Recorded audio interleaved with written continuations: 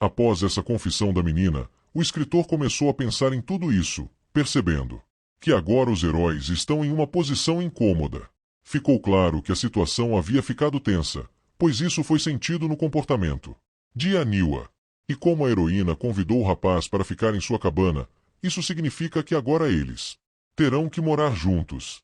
O jovem não ficou constrangido com o fato da menina ter chifres e rabo, por isso não prestou atenção neles.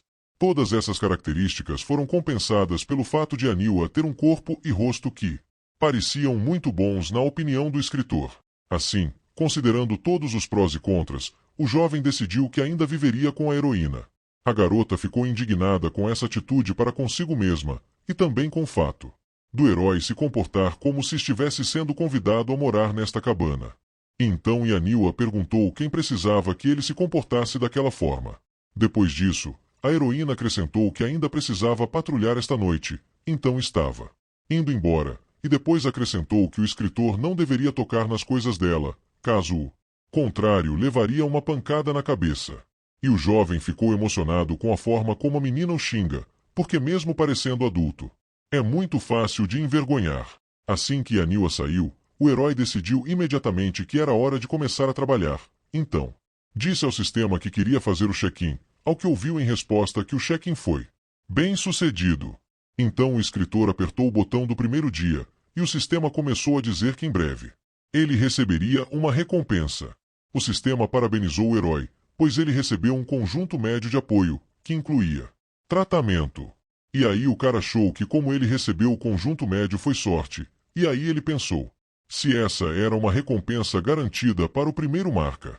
Então o jovem decidiu abrir o painel do personagem e viu todas as suas características, incluindo nome Subai, resistência de 0,7, força e velocidade aproximadamente do mesmo nível, poderes espirituais de nível 2,1, trabalho como escritor e habilidade recentemente adquirida de curar o primeiro nível.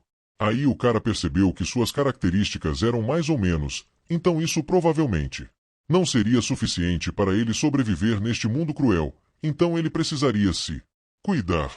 Enquanto isso, a uma hora tão tardia, a luz jorrava da cabana do velho Xamã, o que significava que seu inquilino não estava dormindo. Acontece que o velho naquela época estava sentado pensativo, não sozinho, mas com o líder da tribo. Em suas mãos, o velho Xamã segurava algo que provavelmente o ajudou na magia, e aí? O comandante disse que não sabiam de onde veio Subai, então era duvidoso que ele realmente conseguisse se tornar um Xamã. Então o velho explicou que eles não tinham mais tempo para escolher, porque ninguém de sua tribo possuía magia, apenas um estranho que apareceu de repente. Após suas palavras, o Xamã começou a tossir muito, o que assustou muito o líder, que passou a dizer que o velho precisava cuidar da saúde e prestar mais atenção a si mesmo. Então o grande Xamã disse que por mais que tentasse evitar isso, não lhe restavam mais do que alguns dias, então era inútil tentar fazer qualquer coisa. Acontece que o homem acreditava que a tribo havia trazido muitos problemas ao Xamã, e se eles fossem mais fortes, o velho não teria sofrido durante o ataque da tribo da Cobra Negra. Então o Xamã acalmou o líder, dizendo-lhe para não se preocupar com isso, porque agora há coisas muito mais importantes. O velho pediu ao comandante que realizasse a cerimônia de herança em 3 anos, porém, o líder duvidou, pois lhe parecia que o velho estava com muita pressa, pois não sabiam nada sobre Subai, e ele poderia ser da tribo da Cobra Negra. Mas o grande Xamã tinha certeza de que a tribo da Cobra Negra não poderia criar uma criança tão gentil e honesta.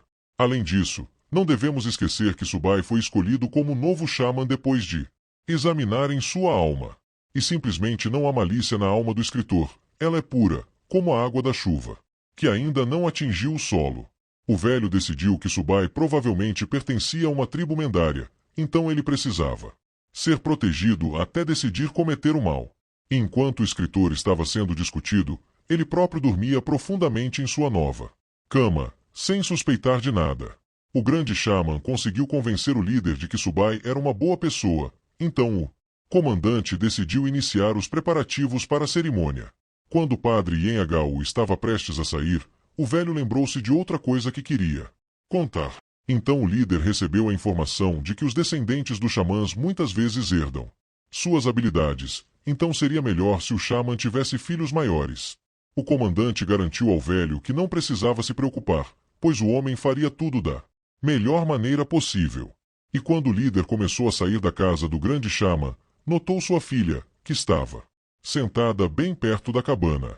O homem percebeu que sua filha provavelmente estava escutando o diálogo entre ele e o Shaman o tempo todo. Então Yen-Agao começou a dar desculpas, dizendo que ela estava apenas patrulhando e, portanto, passou, mas não ouviu nada.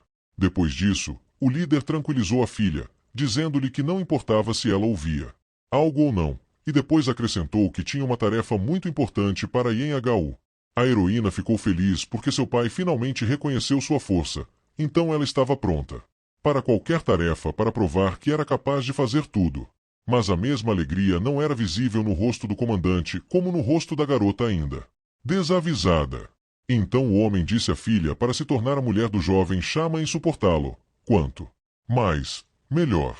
Depois de ouvir o que ouviu, a garota olhou para determinado ponto com um olhar surpreso, pensando em tudo o que acabará de ouvir. Quando a heroína entendeu tudo, ela começou a repreender o pai, pois já haviam discutido o fato de Yen-Agao só se casar com um homem que fosse mais forte que ela. E isso significa que o jovem Shaman não tem chance nenhuma, porque ele é pele e osso. Então não há como ele vencer uma batalha. Então o pai começou a xingar em resposta, perguntando à heroína quantas pessoas ela conhecia que eram mais fortes que ela, e depois acrescentou que ela mataria o pobre coitado se tentasse lutar com ele. Então sério e calmo, o homem disse à filha para parar de discutir, pois ela já tinha 19 anos, então de qualquer forma era hora de ter filhos, e ao mesmo tempo serviria a tribo. Mas ficou claro que Yen-Agao não ficou muito feliz com essas palavras, então ela explicou ao pai que não se importava com os filhos, porque queria se tornar mais forte e vingar sua tribo. Então ela acrescentou que se o comandante quisesse assim, então deixe-se casar com o Shaman. Quando a heroína compartilhou sua opinião sobre toda essa situação, ela rapidamente começou a fugir, e seu pai teve que gritar atrás dela para que ela parasse. O Shaman assistiu silenciosamente toda essa disputa, ouvindo tudo que pai e filha discutiam. O velho ficou surpreso ao ver que os jovens ainda tinham tanta força, e então pensou que gostaria muito de ver o que aconteceria com essa tribo a seguir. Embora o grande Shaman tenha muito pouco tempo de vida, ele ainda tentará fazer todo o possível para que a tribo tenha um futuro feliz.